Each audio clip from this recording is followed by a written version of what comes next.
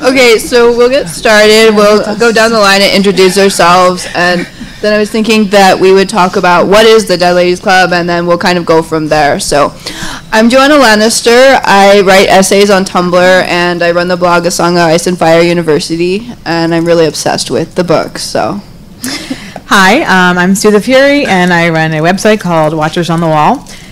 Last year, we had a panel called Motherhood in Power, where we talked a lot about motherhood and mommies, and very briefly, I think the idea of dead moms came across, but I had like 3 pages of notes on it, and I was like, man, we need to talk about this more, and then I realized that she has all these essays and stuff about it, and it was like, boom, panel for next year, so I'm really, really, really excited about this. Hi there, I'm Ashaya. I do the podcast and YouTube channel History of Westeros, and I obviously have a huge love for the women in the series, but also a bit of a bitter disappointment about how they're treated. So we're going to get into that. I'm Jessica Naftaly, and I'm a filmmaker and also write Game of Thrones recaps and articles over on the Fundamentals. Thank you. Okay, so I want to start off by saying, okay, what is the Dead Ladies Club? Because it's not like something that you'd automatically know what it is, the way you say, like when you're talking about Tywin Lannister, when like you're talking about Sue's panel that she just did, like so what's sexual violence on Game of Thrones? It's like, what is this that we're actually going to talk about? So if there's anybody here who doesn't actually know already, and maybe hopefully there's people here who are not just my Tumblr followers, I'm hoping there are.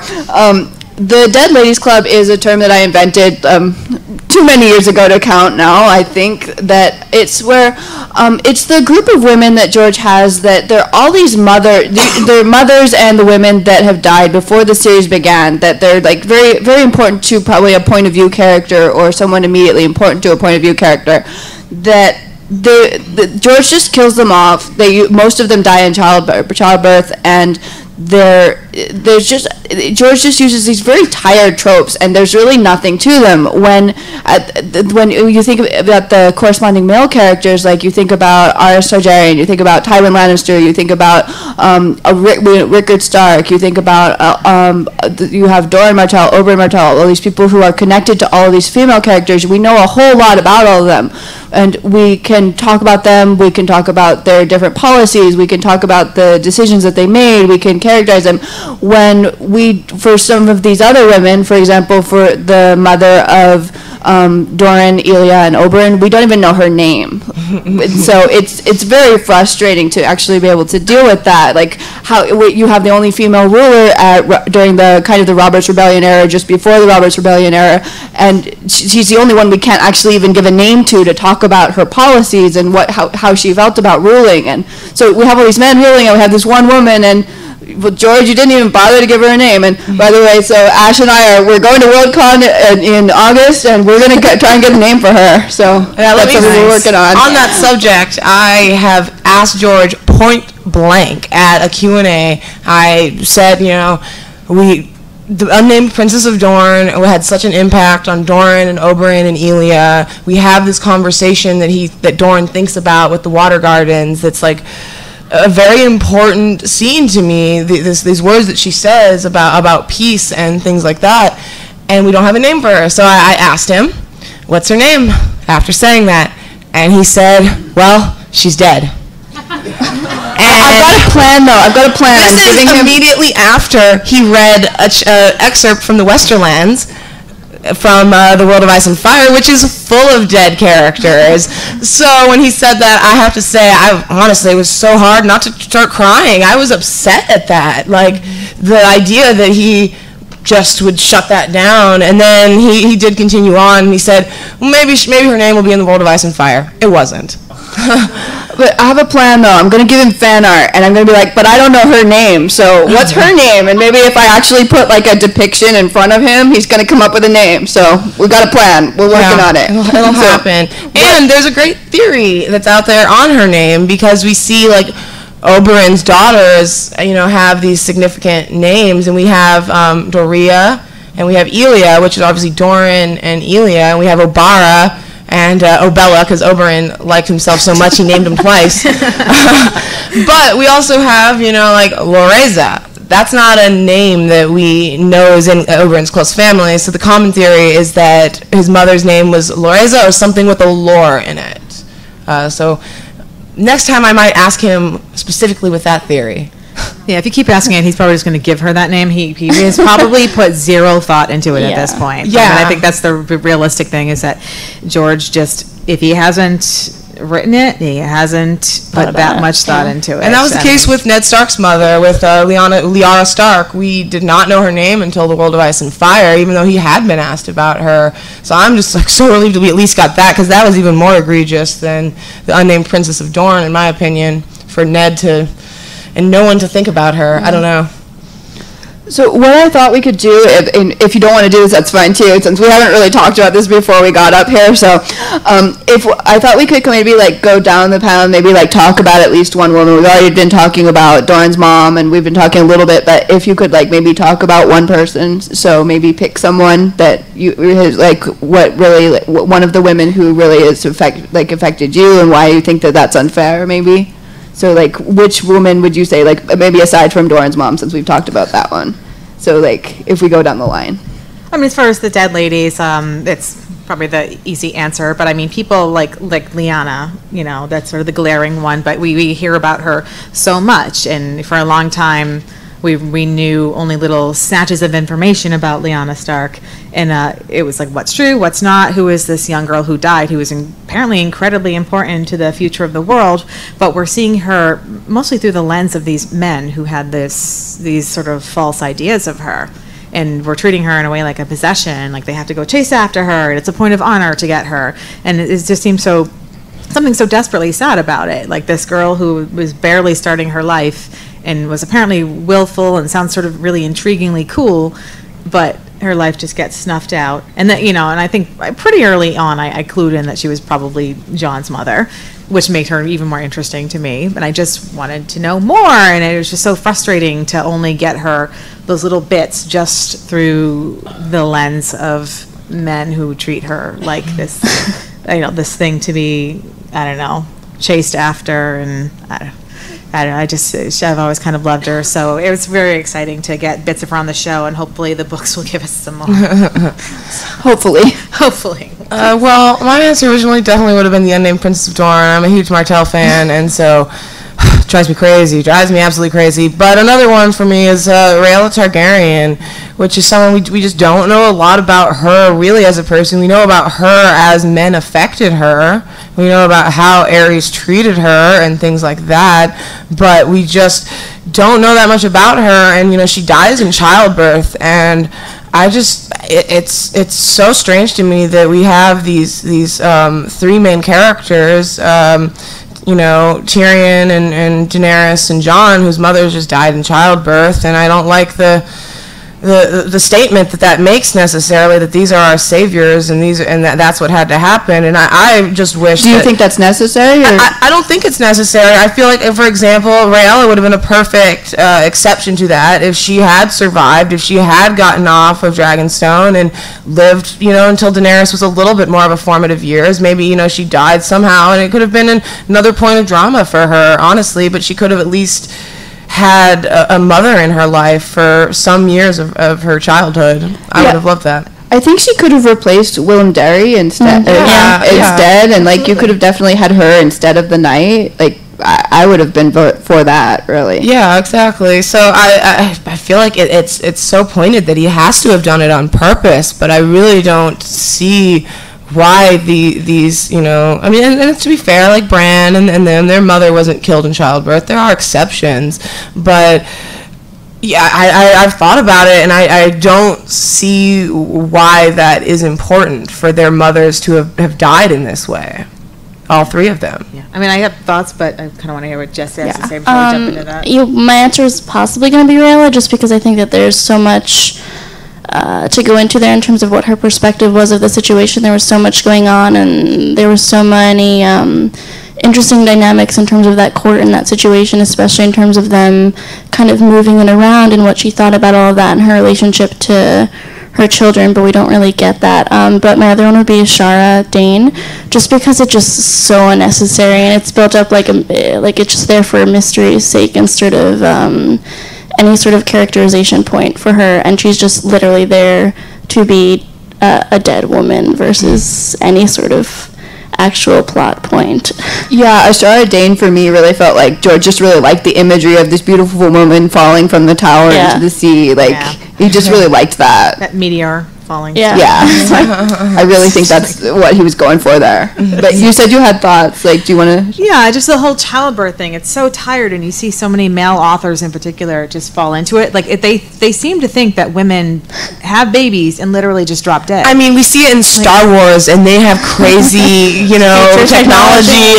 That is the one that gets me. But even in A Song of Ice and Fire, they have their medicine is better than medieval medicine, and I've run the statistics on it, and it shouldn't be that many women. Like, I've done the math, and that's counting for medieval medicine. I'm not doing like better early modern period medicine. So it's too many women have died in childbirth for George to do it, but George can't math. So I think that's like also where so much of the frustration comes from. If there was just like one character, two characters, but they're just the sheer amount of it. It just is such a big pattern, and it's frustrating because it seems like he's just not going for any other option. That's kind of his fallback, and he thinks that that's kind of the default versus making it a choice. Yeah, exactly. I mean, we wouldn't be complaining if there were dead women, like there's dead men, but it's the fact that when you look at the series as a whole, it's just symptomatic. You see it all over the place. You see it in the histories, you see it in A Song of Ice and Fire,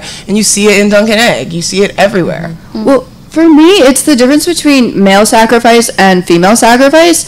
Like, men get to choose to sacrifice themselves, whereas these women are sacrificed. Mm-hmm. George sacrificed these women, and like things that we're going to see in the books, things that we've already seen on the show, like on the show, Stannis sacrificed Shireen. It's like it's offering up these women's bodies, and it's not like when the male characters, they get to step up and they get to say, okay, I'm going to fight you, and if I die, that's okay, but I'm choosing to do this thing. And for the women, the choice is stripped from them. They have no agency. There's nothing that's about their choices. There's no willing choice to be made when women die in childbirth. It's not like something that they got to choose to be heroes. They had no say in it whatsoever. So that it's something that's really frustrating to me. And to be fair, it is something that George, he does do well with other female characters. We have POV characters, I mean, obviously in the series going to with sacrifice themselves. Daenerys is like one example of that I'm sure a lot of people think that she is going to do that.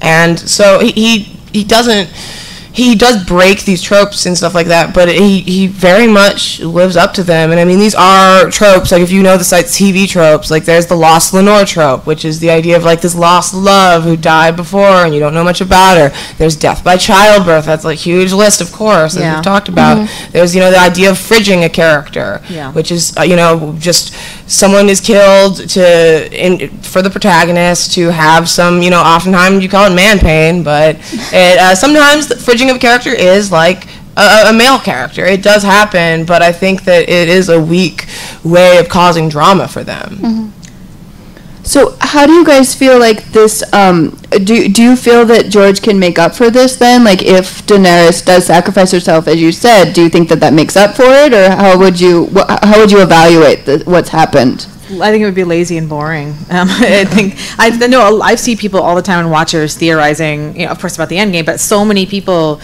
posit that that's what will happen, that, Dany will have a baby, because, it seems decently likely that she might be pregnant, because they were like, let's show you the boat sex, so, that seems decently likely. She might get pregnant. But everyone's like, she's going to die having a baby. Oh, God.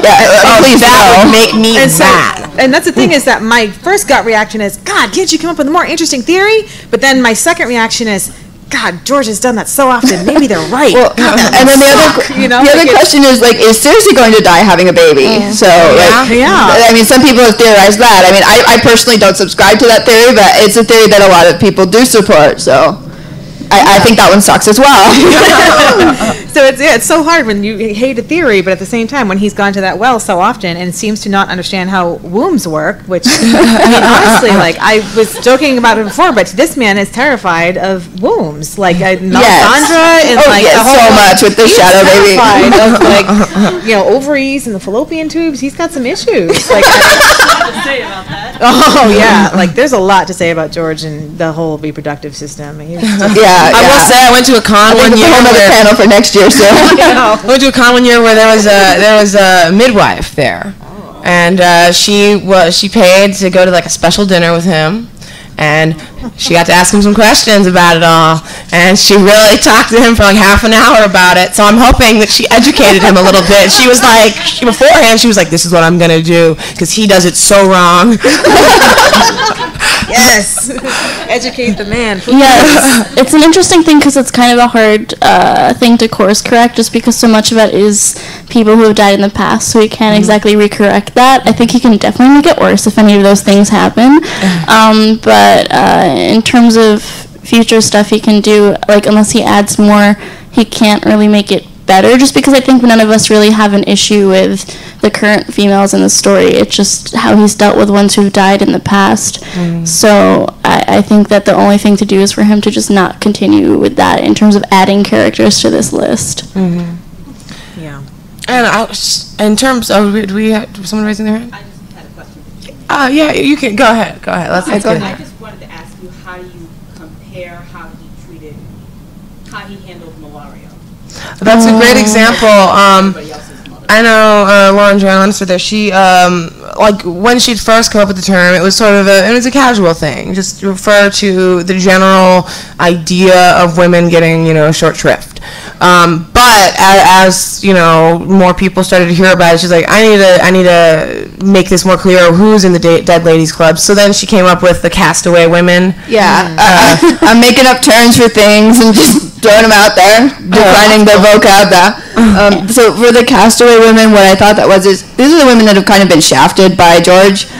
So like people like Malaria of Norvos, she's totally just like written out of the narrative before we even get to Ariane, and we don't really even get Ariane's point of view about like her mom. Like she doesn't even really think about her mom, even though her mom left. Her mom had to have left when Ariane was about 13 or 14 at least.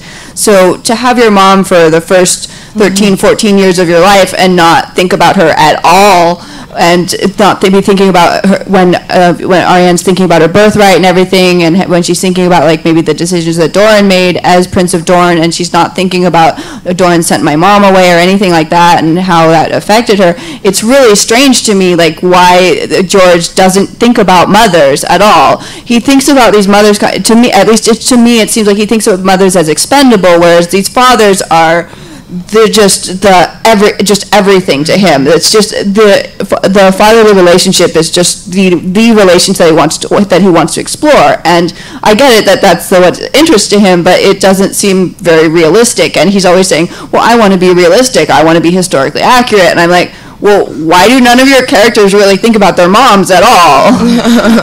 It's a very strange part of the writing to me. That we it's see like it with Brienne even. Like we don't even know a name for her mother. yeah, we don't. There's so many women that we don't have names for. Even when we have endless amounts of Targaryen history, which it's cool. But I mean, we could have a few other things, George, that you could be developing too. I mean, Catelyn, like she is the mother, like her and Cersei that you see, and so it's like George does dive into that motherly dynamic with those two characters in particular, but Catelyn doesn't think about her mom Anissa really at all. We know her name at least. Yeah, but like he also I think he's also really like obsessed with this idea of mother's madness, like when they lose their children they go insane or something, and I don't know. I think that George sticks to a lot of tropes with women that he doesn't necessarily do with the male characters. Yeah, I think he doesn't know that many women, maybe? I don't know. There's a lot of women in this room who would be happy to go up and talk to him, I think, and like introduce him to some women here. No, it sounds like it's a lot of stereotypes, like the idea that, I mean, I love the books and I enjoy them, but he does go to goes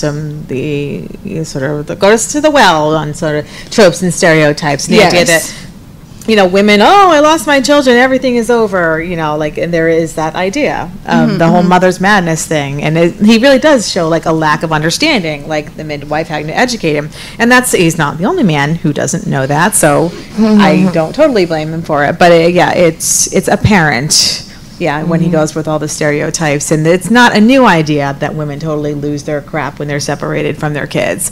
But that's just it's just another form of sexism. Sorry, people don't always want to hear the discussion of it, but that's the reality: is that women can exist separately from their children, and they can even lose their children and persevere and survive. It's just the way it is sometimes. So, did you have a question? It's the Disney animation trope, too. Exactly. Yes. In films, they have no mother. Their mother dies. Yep. Dead mammy mom. Yeah. It's all the father and child. Did you want to say it? Yeah, so I was wondering if you could talk a bit more about Lyanna. So in the show we got the childbirth Yeah. and the wedding.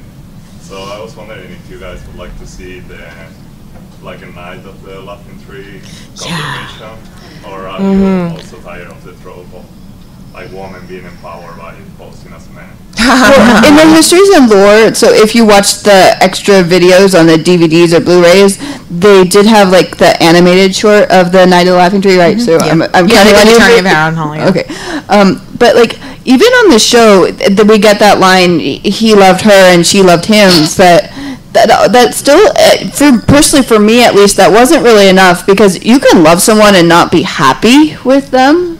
So I really still don't feel like, even in the show, I don't feel like I really got Lyanna's feelings. What did Lyanna feel like after she got married and she realized there was this war going on in the show? So Yeah, and I think that in the books, obviously, everything we're getting about her is through men's perspectives, and specifically a lot of stuff with Ned. So I think in terms of adapting that, they still kind of kept that perspective, which is frustrating, because with their weird kind of endless brand power, they have the ability to actually tap into her perspective and tap into what she's feeling and thinking, and also that's the more interesting part of that storyline. I think what Lyanna was thinking in her perspective of that situation is 1,000 times more interesting than whatever Rhaegar had going on. For sure. So I don't think they're going to go there, because I think just from the fact that we kind of just had a little slap together montage, I don't think they really care. But I think it would have been interesting, because they have the power with the weird magic they set up to do that. Yeah, they probably won't, like you're saying. Yeah, they probably won't. I would have loved to get the full Attorney of Harrenhal. So cool. Yeah. It would just be so gorgeous to see all that. And yes, sometimes people do, again, they go to that trope to empower a woman by having her dress up like a guy and kick some butt and all that. But in Lyanna's case, that is part of her story. She was a tomboy kid, but she also grew up to be very pretty and be into all that too. So it's okay. Women can be dynamic and complex that way, and that's who Lyanna was. So that aspect wouldn't really bother me. did you want to add to it, Asher? I think you guys covered it just fine. Okay. Were there other questions? I thought I saw another. Yeah. How much do you chalk up George's style of writing women to his time period in that moment? Of the histories and stuff. I tend to think that maybe he goes straight towards focusing on the men, because in that time they would have focused on the men and they wouldn't have really shared women's stories so much. But I would like to hear what you guys think of that, and also how that affects other pitfalls that he has. Well, I will say there are exceptions. History is mostly men. That is true even now. But there are lots of diaries, letters. There are records of these historical women going back to the medieval times and stuff like that.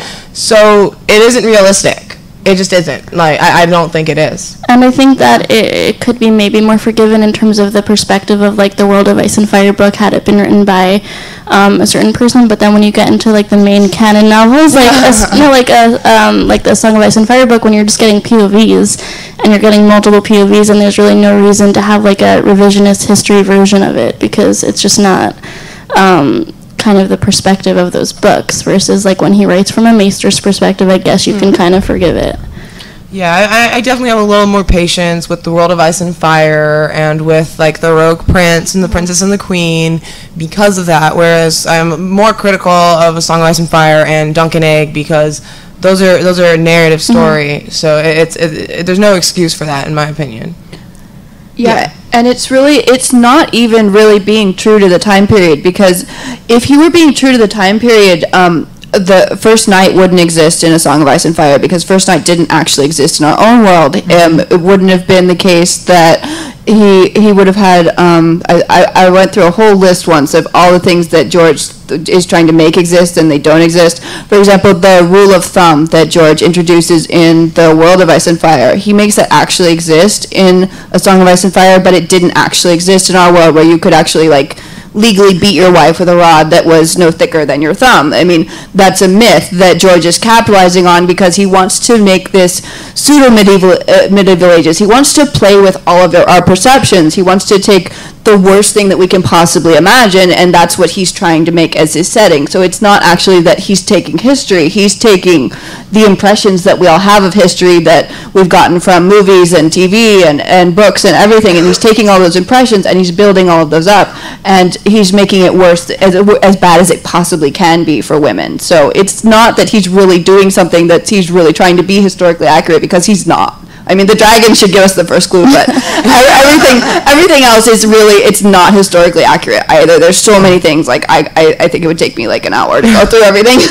Yeah, I mean, I always kind of shrug off the historical accurate thing. I mean, the dragons in the way people argue that all the time, and it infuriates me. I'm like, I don't want to argue about this with you, but you're wrong. And my favorite, it just my favorite thing is when people are like, well, back in the day, I'm like, this is Western. Yeah, and even that, though, like, because if you look back, I mean, I know, like, in large patches of history, there are periods where men have been dominant, and in terms, that's not totally wrong. But there are also cultures, looking back, where there were periods where women did a lot of those things, and especially there were a lot of periods where women in cultures were, like, a lot of times the artisans, which sometimes that was, like, the tradition of conveying information. So, I mean, it really just depends what culture, what time. I mean, we have a long span of human history. I mean, he throws those into the books. We have, like, Biasabad over in Essos, where those are, like, women ruling. We also have velociraptors. Yeah, we have velociraptors, too. All sorts of crazy things. Yeah, we have Dorne.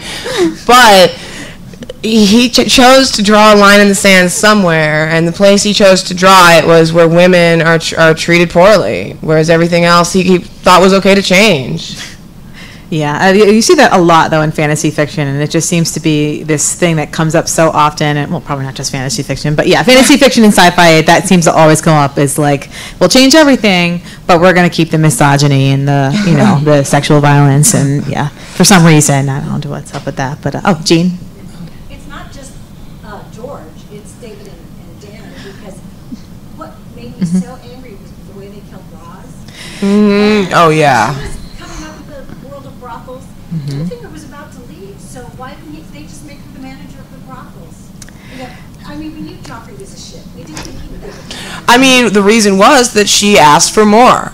She wanted to be treated better on the show, and, like, they ended up killing her off after she basically expressed that. I think it was here at the spotlight for her. She said that it was George that insisted that they name her. Well, then we have Hope Ash for Wilcon. Yeah, I mean, I think that it's it's even different in the show just because they tend to, like, lean on stuff like sexual violence to show how bad someone is, even though we've gotten, like, 8,000 other clues about how bad they are. Like, Craster's Keep comes to mind when he's drinking out of a skull. I think we're done. That was so over the top. It was like a comic book. Yeah. It was like... So, yeah, I mean, it's a bit... they kind of end up not even, like, we're talking about specifically, like, women that just aren't even considered, but I think that the difference with the show is they'll put some people on the screen and then just not care about them after they do that. Well, the one that, like, really what really affected me, but especially on the show, was, like, with Ilya Martell talking about the show. They really just they did her character really poorly on the show to me. At least for me personally, I felt like the annulment was unnecessary in a place where Rhaegar could possibly have taken Lyanna as his mistress, or he could have maybe argued to have her as his second wife. Obviously there would be some difficulties there, but maybe he could have done that. But Ilya is her. It's her death and her rape and her death are just the thing that completely drive Doran and Oberyn for what is on the show 20 years. I know it's different in the books and everything, but so just for so many years, it's that event that motivates the entire Dornish plotline for initially for them until we actually get into Ariane's head, and so it's that's motivating them. But we don't really know anything about Elia except she was kind and clever, and just that's all that we have. And long suffering.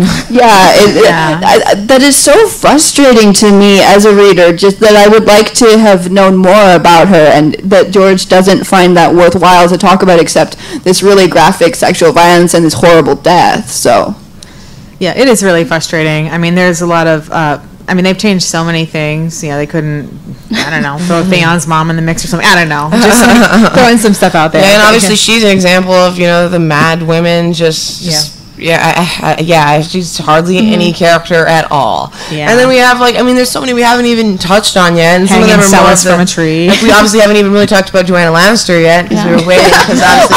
I was restraining myself, okay? She's another huge example of that. And, we have even Castana Estermont, that says, the Baratheon mother, Stannis and Robert and Renly's mother, we know nothing about her. She died in a shipwreck. Okay, Stefan died too, but we know more about him. Yeah, we know about him going to the Stepstones, and we know that he was friends with Aerys, and maybe he was going to be Hand for Aerys, but then it didn't work out because he died, and we have more about him, and it's really frustrating not to. And even in the show, even the show included that line about what Stannis was thinking about his dad, but there's no thoughts about his mom at all. Yeah, it's really one-sided, and I don't mean to just keep going down ranting about it, but yeah, it's just a really interesting pattern of behavior that shows kind of a lack of self-awareness about it. So, and it is a kind of a broader societal issue, I think, and we're so used to it, and it's not just men. I think women too. We all read the same books usually, so we all just kind of take in the same media, and after a while, you just get used to it, and it's to us, it's all normal, and eventually, you're just wait a second, what am I seeing? It's funny, as you were talking, I suddenly thought of, on the show, another now dead mom, Mage Mormont, and so it's now we have cute little Lyanna, and I love her, so I'm not hating on that, but yeah. But that is a great example in the books of another, mother-daughter relationship that we see. Obviously, they're not featured, they're not POV characters or anything, but like we said, the current characters are a lot stronger in this respect. The people that are actually alive, he does a better job of that, but yeah, and hopefully she doesn't die coming up. I think part of the problem is that he undervalues female relationships on a whole. So if you don't value female relationships, then you're not going to really focus on those female characters, because we're reading all about these different relationships. And so when we don't see, even with Lysa Arryn in the books, it mentions that she has a few handmaids that are accompanying her to her wedding with Baelish, but then we never hear about them again. And Cersei's kind of wandering the halls of the Red Keep without really any attendants, except on the show we have the attendant with the matching hairstyle. But there's so few women around that I think that's one of the reasons why we have all these background women where it's she died and she has no name. Yeah, that's his go-to. Obviously, one of the exceptions, because I do think that these women would have their little communities. They have handmaids, they have ladies in waiting, they have friends. They do.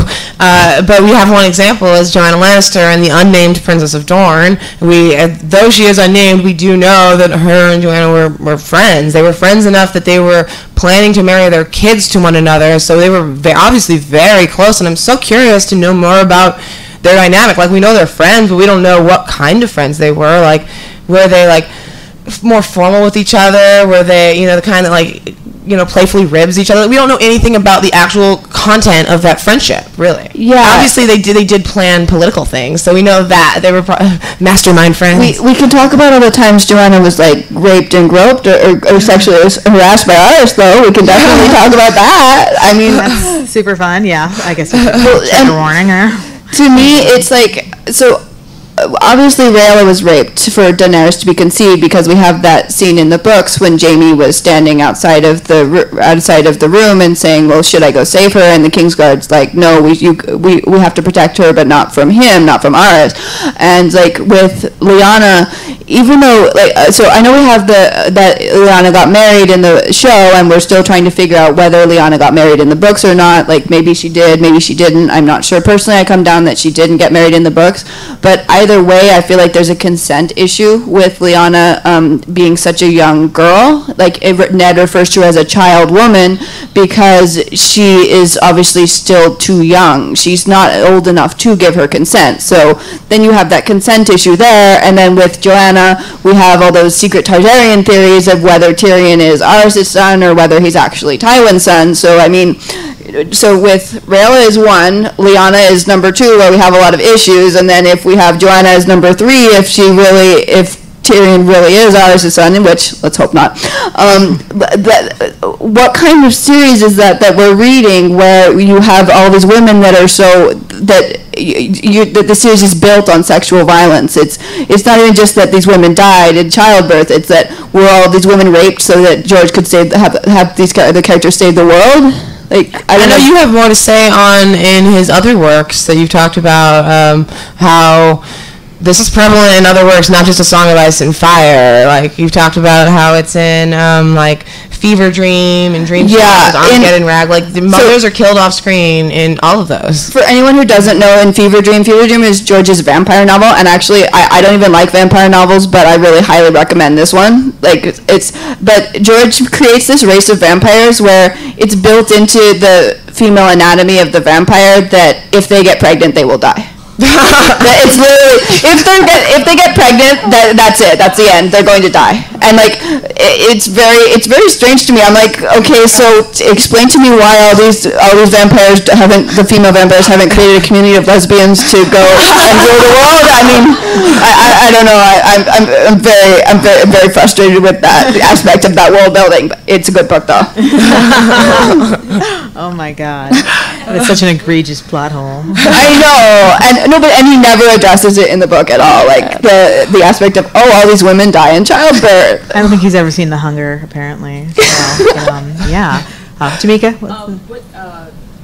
Like it sort of focuses like on Dala and how she was basically just there to get pregnant. Exactly, and to provide the baby for the baby swap. Although I will say, in her case, she's one of the childbirth deaths. Like if it was just her, I'm okay with that. That was during a battle. That was up beyond the wall. I feel like they don't have as good of medicine. Her childbirth. When you look at it as a whole, she's just one out of many that happens to. Yeah, I mean hers is the most sensible. You're right. Sorry. Doesn't Della have that one line though, or am I thinking of somebody else? She has like that one line that she says about the magic. The sorcery. Got a hilt. Yeah, exactly. So that's why I kind of like remember her. So that's something at least in her favor. That like she has one thing that we can remember her by. As good one line. And but she's still she is an influential character because she clearly had some kind of an impact on Mance for him to do the things that he does. But she was still there to basically influence a guy, get pregnant. Yeah, we don't know anything about her. Like we know her sister, and she doesn't tell us Mance's anything. wife. You say most people say who's Dala, and you go, oh, Mance's wife. Who's Dala? Mance's wife's sister. Yeah. It's Mance's wife who dies. Yeah, with the baby. Oh, right. I'll be back there. I was wondering if you could talk at all about how you think it would change the plot for the better to include more of these female figures. And the first example that kind of comes to my mind is in Mists of Avalon, which is like such a great book for exploring female perspective in a fantasy setting. You actually have a woman go through birth in the book. Yeah. It's really difficult, but she lives. Yeah. She gives away her kid, but she's still in the story. Yeah. Well, sorry, I didn't know. So I was wondering if there are like points with some of these characters you've been talking about where you think it would have made a really big difference to the plot and enhancing the storyline.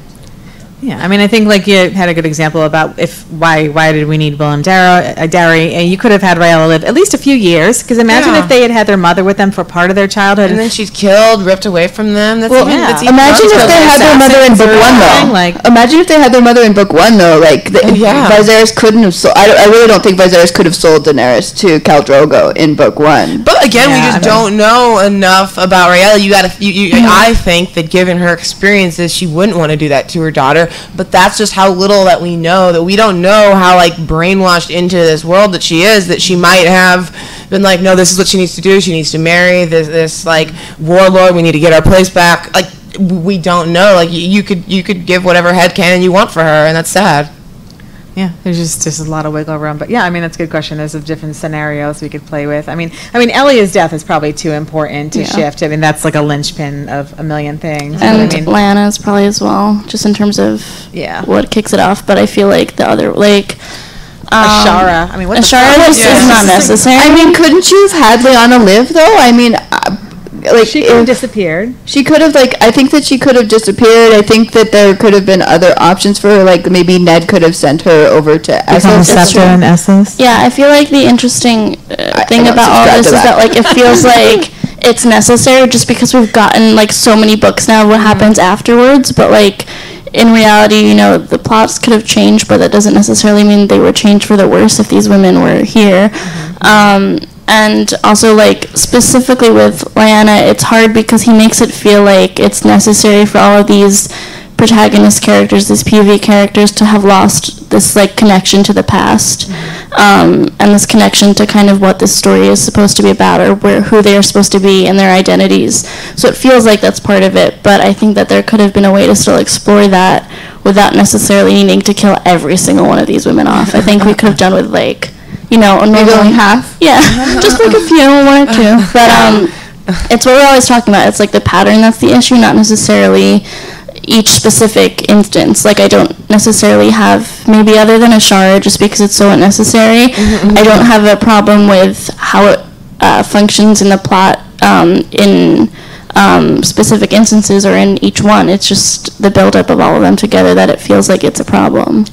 Yeah, see, now because we're talking so much about the Princess of Dorne, I'm like, imagine if we'd had her in the story instead of Dorne. You know, she could have absolutely served the same function as him. I mean, imagine how powerful that would be. I think she would have been older better. woman. It would have a parallel to the Yellow Toad, who was, you know, an older lady ruling. Well, she's not that much older than Tywin. The Princess of the unnamed princess would have been not that much older than Tywin. So I feel like we definitely could have had her in the story, like, right now. Yeah, and specifically dealing with, like, Ariane's story in terms of inheritance and female power. It would have been a great parallel, like you said. You talked about Olenna to Marjorie and Olenna, and this dynamic that they have. If we had seen, and it would have been even better because the Dornish and the Tyrells, you know, the Martells and Tyrells, they have a feud with one another, the Reachmen and the Dornish. So, like, to have that parallel between them, I think would have been very rich, actually. And, like, to see if the unnamed princess was still ruling in Dorne, like, to see her reaction to Oberyn's death, like, that would have been, I think, really amazing to say, okay, I want revenge because the Lannisters killed my son and they killed my daughter, and so, like, that would have been really amazing, I think, to have had that, but obviously we didn't get that. Yeah, there's a lot of ways you can go with it. Oh, way back, George was actually, it was brought to him that they were like, why doesn't Catelyn have any female friends? Yeah. George admitted that was a mistake and that she should have had various things, and that led to the kind of course correction with the Tyrells. Swords, where he emphasized that, you know, Marjorie has cousins and handmaids, told them to the handmaid. But then, since then, so, like, you feel like, oh, he's kind of getting better, like, he fixed the problem and he fixed it, but then since then, you talked about, you know, that Lysa has handmaidens, so at least he threw that line there, but She, no consequence. It's like, okay, she has these token handmaids, but they're like just there, and then they're not really there. So it's like, I want something that's really there. Yeah, it's really interesting because, like, even though we were saying that obviously it's not historically accurate because it's not supposed to be history. He's basing it on specific systems, and like he just has like no understanding of how courtly systems work in terms of especially the women, and how often they're surrounded by other women. The Tyrells are just like the only one instance where it feels like genuinely what that kind of system would look like. Everyone else, the amount of women we see in their on their own, especially like the younger women, is kind of crazy. Like, Yeah. You can kind of make an excuse maybe in Winterfell just because maybe Ned kind of shut some of that out or tried to kind of keep his family close because of the situation. But other than that, like anything at King's Landing is insane for. And I feel like Selyse should have had more women too. Totally. Definitely. By the way, I know I touched on Star Wars randomly earlier, and this just made me think of it. One thing that's like really minor that drives me crazy about the original trilogy is Leia. She's a princess, you know. She has crazy hairstyles, right? It is impossible for her to do her hair by herself. It is impossible, and that is true of a bunch of the other like Game of Thrones characters. They have someone that's doing their hair every day. Like they have a close relationship with someone. Yeah. Where's all the servants? Yeah, I see you raising your hand right there. See, I can't see Cersei wanting to be surrounded. Well, It's It's true, but we do Not about see in want. Cersei. We see her with Taena, for example, and she's an example where we see like a relationship with another woman. I can see her having someone do her hair, but can't see her wanting women around her. you know, I think. Like that Marjorie does, because Marjorie is more realistic to that. Yeah, I think in terms of if it happened with Cersei, because it would have happened just in terms of how that system works, she wouldn't want them around her, but they'd be around her. And that actually probably would have been more interesting to watch how she kind of has to handle herself around people being around her all the time, versus the weird amount of time she's allowed to just kind of be conniving on her own. Well, from what I see, like that, what we should have seen was like Cersei always dismissing all these women, like get away from me, I don't want you near me, because I think that she would have had all these women because the more women you had, the more that was a status symbol, the more power it reflected. So she should have had like a ridiculous number of handmaids around her, the way that Robert had a ridiculous number of horses going to Winterfell. It should, like maybe she should have had 100 handmaids the way Robert had 100 horses. Think about when they were all in the tower when Blackwater was happening. She's just like spitting out all of them, on all of them. This is what it would have been like. Yeah. Those would have been hilarious scenes. Yelling at everybody all the time. So I can't imagine. I will say one thing the show did was they had the Shae Sansa relationship, which was that was a handmaiden kind of relationship. So the show improved on it in that respect for a little while, I think. Yeah, that was one of the things that I actually liked that the show changed from the books, that they actually were trying to kind of develop it. But I think that was because you have these great female actors on the show, and like they actually could actually see the potential, whereas George is just kind of typing away at his ancient computer. Yeah. I think we're about all out of time, I should say. Yep, it's. Well, is there like, do we have like maybe one more question? We have 1 minute technically. Yeah. 1 minute. We're good? What advice would you give to male writers who are trying to... Good question. Yeah. Very good question. Love it. Talk to female friends. Make female friends. If you don't have them already, ask them these questions. And ask them to like read your drafts. You know what I mean? Like get them to be your beta readers. You know, Like, just don't listen to them, please. And don't just like kill them off in childbirth, because we're really sick of that. Yes, don't be afraid to write female characters. And yes, you will get criticism, but write them and accept the criticism. Be willing to listen. It was a good question. Thank Very you for good that question. one. Thank you. Thank you, everybody. Thank you all so much.